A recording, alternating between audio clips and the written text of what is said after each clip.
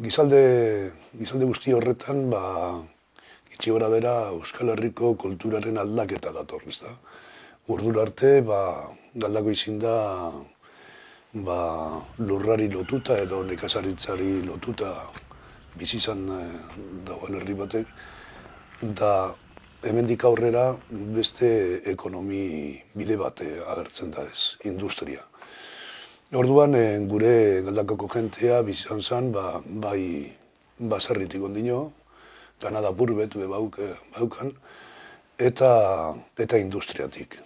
Orduan, hasten da dinamita, dinamitaren inguruan fabrika txiki batzuk, eta modelo sozial aldatzera doa. Zate baterako, dinamitaren inguruan, zugutzu handitu egiten da, tximelarri leku edo toponimori barrizta egiten da, osea, etxe barri batzu doaz hor, eta beste estruktura sozial bat sortzen da galdakon.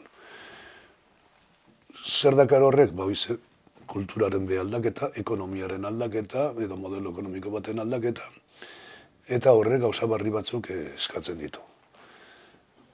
Jentea, kultura ezberdinetan bizi izaten hasten da ohiturak eta, naiz eta kultura zarrak ondino mantendu da indartsu direla, beste kultura barri batzuk agertzen dira. Bai Karlisten gerra denporan, Euskal Herria defendatzeko foruak erabili baziran edo eskatzen baziran, hemendik aurrera foruak ez direneko izango. Politika alderditik ikusitan ere ustez, Euskal Herri defendatzeko beste tresna bat behar zen. Daia nazionalismo indartzera joian, nazionalismo pentsamentu modure eta korriente politiko modure indartzera joian, eta gerran sartzeko baldintza bakarra zen estatutua emotea. Estatutua ulertzen da ez bakarri politika egiteko, bestela herri salbetako, herri zaintzeko edo defenditzeko, politikamente defenditzeko. Gerran sartzen diranean, gure galdakoko gizartea ardibitute geratzen da. Gizonak, gizonezkoak edo batez be gazteenak, frentera joan behar dabe. Garen bizimodu eta urten bideak eta anderen eskuetan geratzen dira. Industriatik bizi diranak, pobretu egiten dire, hasta bizimodu ataltzeko modurik.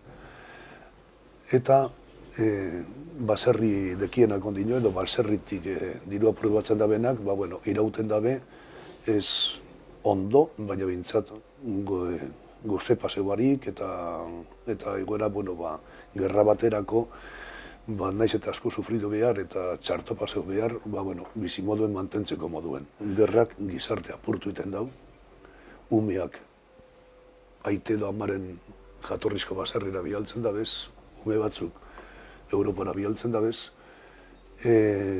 andrak etxeetan geratzen dire, eta gerra horrentza doan neurrien,